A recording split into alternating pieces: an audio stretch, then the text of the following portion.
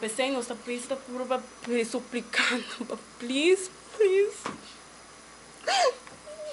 Mi casa ba Haiti dia 8 de setembro para llegar luba 6 de octubre. Dia 5 octubre ela sali asina na Bisami.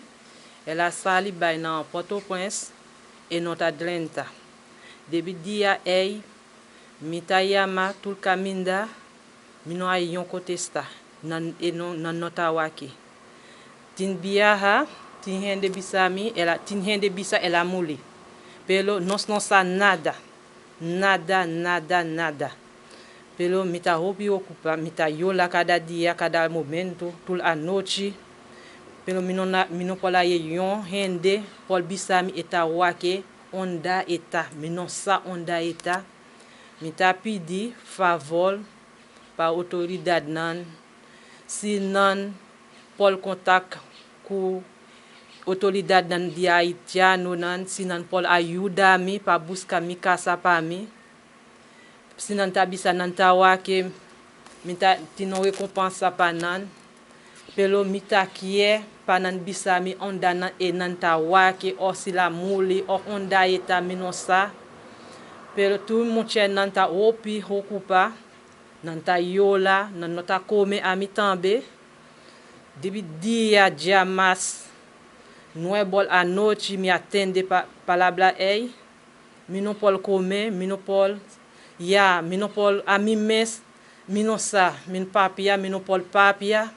Pasobla awa sota tabay na mi wowo, mi ta pidi. Si yon hende ta wake onda eta se pol ayuda mi, pa e bisa mi onda eta. Pa mi sa, eta bibo, pa e moche nan, pol wak nan tata.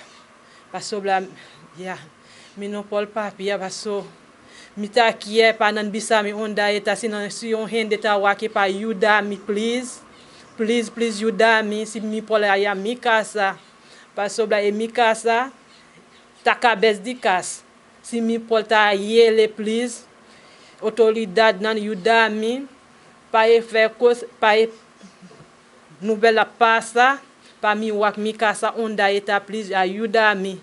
Pasobla mi kie mi casa ta den kas. Mi kie le tu yu nan ta yola ek nan kie nan tata. Si yon hende ta tenele, please, pone le pa fo pasobla nos meste DJ. Pasobla eta mi casa tu yu nan ta yola nan meste DJ. DJ pa esu nieto nan etin kwato nieto nan etin. Mitino yu hombel nan Holanda. E moncha eta yola cada momento e non sa ki ko pa asi pasobla e no pol bay nos non pol bay Haiti a ola ki nos non sa solamente Jesus Cristo ti pol bison palabra pa e país ei paso mi casa a bay Haiti la bay Port-au-Prince non binbek mi ta pidi autoridade nan di Haiti busca mi casa pa mi please on da eta mi ta dona nan on recompensa. Please ayuda mi. Pelo mi no saki ko pa mi ase mas. Pasobla ami mi no pol bay traha, mi no tin frel sa, mi no saki ko pa mi ase. Mi ta pidi nan ayuda mi please. Ayuda mi. Ay, mi no tin palabra, non pol papia non. Autorité haïtien yo, sinon ouais canol Montilis, quel que soit côté non ouais là s'il vous plaît.